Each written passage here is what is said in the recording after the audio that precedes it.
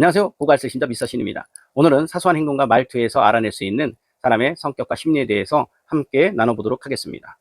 여러분들 보통 영업 전략이라든지 사람과의 인간관계라든지 처세술에서 저 사람의 마음을 어느 정도로 읽기만 한다면 도움이 될 텐데, 또는 내가 더 좋은 어떤 방향으로 이끌어갈 수 있을 텐데, 상황에 따라서는 상대방이 여성으로서, 그래서 내가 마음에 드는 그 연인을, 또는 상대방이 남성으로서 내가 마음에 드는 그 사람을 어떻게 하면 좀 더 가까이 친밀감 있게 다가가서 좋은 교제를 할 수 있는지, 만남을 가질 수 있는지를 생각할 때가 있을 겁니다. 그렇다면 오늘 이 시간에 함께 여러분들과 나눌 내용 중에는 바로 마음 약한 사람의 유형에 대해서 좀 더 자세하게 알아가고, 그래서 이분들에게는 어떻게 다가가야 되는지, 어떻게 해야만 마음을 얻어낼 수 있는지에 대해서 함께 나눠보도록 하겠습니다. 자, 앞에 말씀드린 대로 마음 약한 사람들은 어떻게 해야 될까요? 자, 그러기 전에 이분들은 거절을 많이 하기 힘들어합니다. 그래서 거절을 잘못한다, 첫 번째로. 그리고 이 마음 약한 유형들은요, 두 번째, 눈치를 많이 봅니다. 상대방이 어떤 행동 하나하나, 어떤 눈치 하나하나, 말투 하나하나에 민감하게, 예민하게 신경 쓰고요. 그래서 자기 말보다는 상대방에 맞춰서 행동하려고 하는 그런 모습이 있습니다. 그래서 상당히 눈치를 보거나 또는 회피하거나 힘들어하는 자신의 내면의 모습들을 가지고 있다는 겁니다. 이 얘기는 뭐예요? 상대방에게 어떻게 하면 내가 더 좋은 모습을 보여야 될까? 또는 내가 약점을 잡히지 않을까? 또는 내가 이런 관계 속에서 더 많은 어떤 인정받는 사람이 되지 않을까? 이런 거에 신경을 쓰다 보니까 상당히 눈치를 많이 본다는 겁니다. 세 번째로는 칭찬을 들으면 좀 오버해서 거부감을, 거절하는 모습을 보인다든지 리액션이 좀 클 수가 있어요. 그래서 내가 어떻게 그런 사람이 될 수 있어?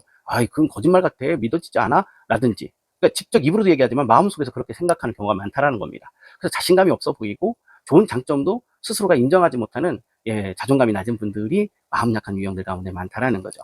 그래서 이 마음 약한 분들을 어떻게 하면은 더 좋은 관계, 또는 내가 마음에 드는 이성이라고 한다면 그 이성을 내 어떤 그 생각과, 그래서 교제를 할 수 있는 그런 방향으로 이끌어 갈 수 있는지를 이제 찾아보겠습니다. 적용해 보겠습니다. 그리고 여러분들 가운데는 영업을 하시는 분들이 있을 거예요. 그래서 매일매일 보험 계약을 위해서 애쓰시는 분들, 또는 어떤 거래처를 가서 새로운 물품을 이렇게 넣는 데 있어서 공략하는 방법이라든지 이런 부분도 적용해 보겠습니다. 자, 그러면 다른 사람을 난처하게 하거나 또는 마음 아프게 하면 상당히 힘들어하는 유형이라고 했습니다. 자기가 느낀 것처럼 상대방 마음을 어떻게 해요? 비슷하게 느낀다는 거죠. 이 얘기는 뭐예요? 내가 이런 말 했을 때 저 사람은 난처할 거야. 저 다른 어떤 마음에 안 드는 사람이 나한테 상처를 줬는데 그 상처받은 내 이 마음처럼 나도 저 사람에게 싫은 소리를 한다고 한다면 저 사람은 상처받을 거야 라고 하면서 나의 입장에서 그렇게 상대방을 배려한다는 겁니다. 배려를 많이 한다는 것은 눈치를 많이 보는 것이고 거절도 잘 못한다는 거겠죠. 그렇다면은 이러한 유형들을 어떻게 다가가서 마음을 이렇게 얻어낼 수 있는지 한번 보겠습니다. 첫 번째 솔루션으로는요, 가급적 부드럽게 말을 합니다. 그래서 친절한 사람으로 다가가면 상대방은 그렇게 친절함에 익숙하지 않은 분들이 꽤 있을 수 있어요. 그러다 보니까 나를 소중히 여겨준다는 생각이 들면 마음속에 너무너무 고마워서 더 잘해주고 싶은 마음이 든다는 거죠. 그러니까 상대방이 친절하고, 그래서 부드럽고 매너 있고 또한 세심하게 배려하는 것처럼 느껴지면 이 마음 약한 분들은 디테일한 면들이 있기 때문에 내가 존중받는다는 그 생각에 내면 아이가 너무너무 덩실덩실 춤을 추는 것 같은 그런 기쁨 속에 사로잡히면서도, 그게 난감하고 어떻게 대처해야 될지 막 어색하고 쑥스럽고 하면서도 그 기쁨 속에는 그 상대방에게 배려를 해주고 싶고 더 많은 것을 해주고 싶어 하는 그런 마음이 이제 올라온다라는 거죠.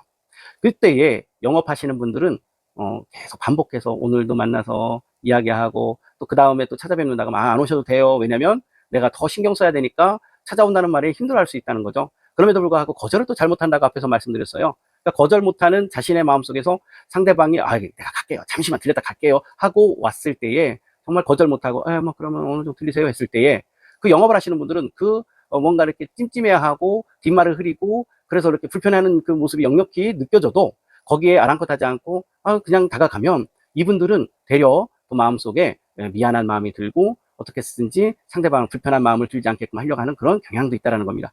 또 반복해서 가면은 짜증도 낼 수도 있어요. 그런 어떤 상황들이 어쩌지 못하고 그러니까 한편으로는 자신도 모르게 짜증 섞인 말투로 얘기한다든지 할 수도 있어요. 그럼 아유 능글능글하게 웃으면서 또 그냥 받아주고 하면 어느 순간 마음속에 참 저 사람 정성이 갸륵하다. 그래 나 같아도 저런 상태가 된다면은 뭐 거절 못할 것 같아. 너무 미안하잖아. 하면서 저 사람도 이렇게 거절당했을 때 내 마음처럼 쑥스럽고 때에 따라서는 무안하고 힘들겠구나 하면서 이제는 동기부여가 되고 동기부여 속에서 영업 그 사람이 원하는 그걸 들어준다라는 거죠. 인간의 관계도 마찬가지입니다. 특히 남성들 가운데에는 마음에 드는 여성이 있어도 용기가 없어서 말을 못하는 분들도 있을 수 있고 또 다가가면 저 사람의 마음이 어떤 마음인지를 잘 모를 때에 저 사람의 사소한 말투, 행동 하나하나가 왠지 배려하는 것 같고 왠지 모르게 마음 약해서 말 못하는 것 같고 우물쭈물하고 표정도 이렇게 조용조용해 보이는 소심해 보이는 이런 유형들은 거절을 잘못하는 유형의 가능성이 있습니다. 그러면 이분들에게 반복해서 부드럽고 친절하고 배려해주고 칭찬 많이 해주고 그리고 들어주고 그리고 들어줄 때마다 취임새 잘 이렇게 해주시고 그랬구나. 어우, 속상했겠다. 어우, 맛있었겠다. 어우, 재밌었겠다. 아우, 너무너무 진짜 기가 막힌 일이네. 어쩜 그렇게 너 되게 난처했겠다 하면서 들어주고 공감해주면 그 상대방의 마음이 활짝 열리고 내 마음을 그 상대의 이성에게 의존하고 싶은 마음이 들고 이 사람이면 되겠구나 하고 마음의 안식처를 그곳에 둘러간다는 거죠. 이렇게 했을 때의 소기의 성과를 얻어낼 수 있다는 것을 여러분들에게 말씀드리고 싶습니다. 두 번째는 그리고 두 번째로는요, 부담스러운 사람이 아니라는 것을 보여줘야 됩니다. 사람은요, 말로 들었을 때에 심증은 있어도 그 말로 들어오는 말이 그거와 반대되는 얘기라든지 또는 또 다른 어떤 이야기를 하게 되면 그 말을 자꾸 믿으려고 하는 근성이 있습니다. 속성이 있습니다. 그러다 보니까, 이렇게 오시면 나 계약도 못하고, 난 돈도 없고 힘들어요. 이렇게 오지 마세요. 라고 했을 때, 아니에요. 내가 무슨 목적이 있어서, 욕심이 있어서 오는 게 아니고요. 여기 오면 왠지 모르게 마음이 편안하고, 또 뭔가 이렇게 이 안에서 이야기를 하다 보면은 저도 뭔가 이렇게 유토피아를 꿈꾸고 안식처를 찾으려고 하는데 이곳에 오면 편안해서 그래요. 저를 거부하지 마세요. 그러면서 2개월이고 3개월이고 계속해서 반복해서 오면 그 마음이 어떻게 해요? 상대방 마음이 열리고 그리고는 받아들인다라는 거죠. 이러한 전략을 택하게 된다면은 인간관계에 있어서라든지 또 처세술에 있어서도 그렇고 영업 전략을 세워서 영업적으로 성공한다든지 이러한 것들을 잘 얻어내거나 목표를 성취할 수 있다는 겁니다. 제가 과거에 그 제약회사에 제가 입사를 하게 됐습니다. 공채 9기로 입사를 했는데 당시에 어떤 한 거래처를 얻기 위해서 그러니까 병원부에서도 관리하는 그 병원들이 있지만 관리 외에도 새롭게 거래를 터야 되는데 환자가 참 많은 데가 있습니다. 이런 많은 데를 찾아가서 그 계약을 성사시키고 그래서 꾸준히 거래를 하기 위해서는 우리의 어떤 약이 들어가야 되잖아요. 나름대로 인지도가 있는 제약회사임에도 불구하고 의사 선생님들도 자신들의 방식대로 이렇게 오더를 내리는 처방전이 있어요. 그러다 보니까 약을 함부로 바꾸지를 않습니다. 그런데 저는 이 방법이 오늘 말씀드린 방법과 연관성이 있다는 것을 이제 나중에 알게 됐어요. 제가 상담을 전공하고 박사 과정까지 맞춰가면서 참 이제 내담자들을 만나고 지금도 내담자 만나면서 상담을 하는데 이제 그때 내가 어떤 방법을 썼는지 더 알게 된 거죠. 그것은 이제 계속해서 근접의 원리. 그래서 찾아가서 만나고 그런데 만났을 때 의사 선생님들 가운데도 마음이 약한 분들이 있거든요. 근데 마음이 약한 분들은 그냥 아예 안 만나려고 차단을 합니다. 그런데 늦게까지 기다리고 있다가 그 의사 선생님이 끝나고 나오면 안녕하세요. 저 어디 제약회사 신권일 주임입니다. 뵙고 싶은데 워낙 바쁘셔가지고 뵐 수가 없네요 하면서 인사만 꾹꾹하고 가는 거예요. 그러면 상대방이 저 친구는 차단해야 되겠다 했는데 어느 순간 몇 번이고 만나고 매일 찾아가는 거는 상대방 진짜 부담스러워하니까 적당선에서 계속해서 이렇게 만나는 거죠.